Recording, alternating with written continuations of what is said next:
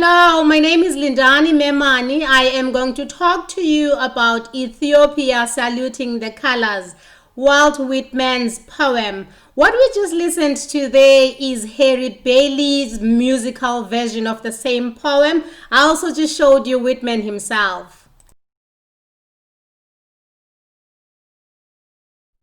Did you notice that green cover? That's the 1871 edition of Leaves of Grass, and the first time we encountered the poem Ethiopia Saluting the Colors. What I am now showing you on screen is the 1871-72 version of Ethiopia Saluting the Colors. Dusty woman, so ancient, hardly human, with your woolly white and turban head. I will compare the 1871-1872 version to the 1881-1882 version, and I only focus on these two editions because Whitman did not revise the poem in subsequent editions. The poem is spoken from the perspective of a white soldier marching with General Sherman in 1864. A black woman is the subject. In this poem, she is dehumanized through words such as hardly human, barely human, lingering about. There is also a reference to her bony bare feet. She is, though, given some space to narrate her own story, making reference to how she was caught and bought, a direct reference to being enslaved. What I want to do now is to focus on the revisions that Whitman made to this poem. In the 1871 version, the poem appears under the cluster called Bathed in War's Perfume.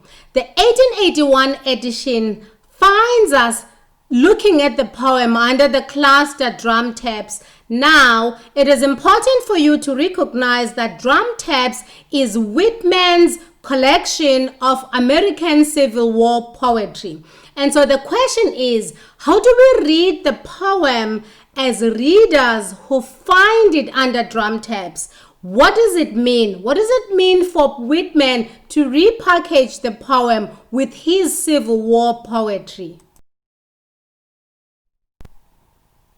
Here's my argument.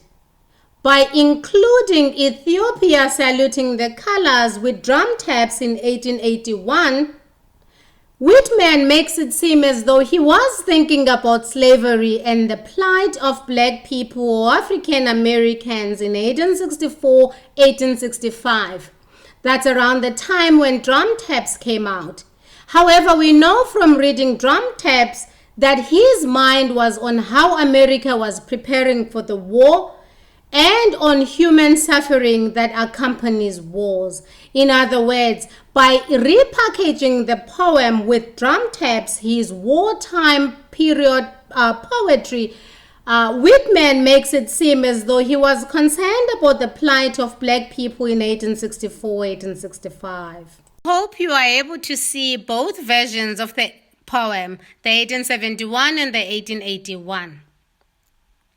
Now, in the 1871 version, there is a subheading in parentheses. It is missing in the 1881 version and in all subsequent editions of Leaves of Grass in which this poem appears. Also, in the 1871 version, there are a number of commas and dashes. In the 1881 version, Whitman removes 14 commas and 2 dashes. He also, in the 1881 version, changes the spelling of cases. I have tried to highlight these changes on the screen. Also missing in the 1881 version of Ethiopia Saluting the Colors are stanza numbers. Now, these affect the overall structure of the poem.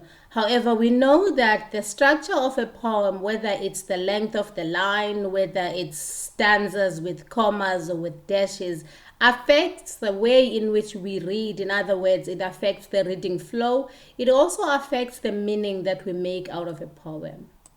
To conclude, I want to restate that in this video, my goal was to talk about the revisions that Whitman made in Ethiopia Saluting the Colors in the two editions, 1871 and 1881.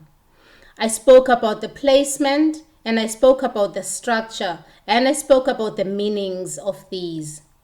If you are interested in a close reading of the poem, which I don't provide much of in this video because that was not my goal, I encourage you to visit the Walt Whitman archives. Under commentary, you will find analysis that people like Ed Folsom at the University of Iowa and Amy Earhart have done about analyzing and closely reading Ethiopia Saluting the Colors. Thank you for watching this video. Goodbye. and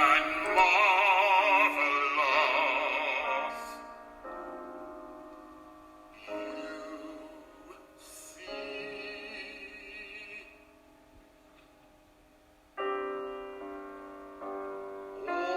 or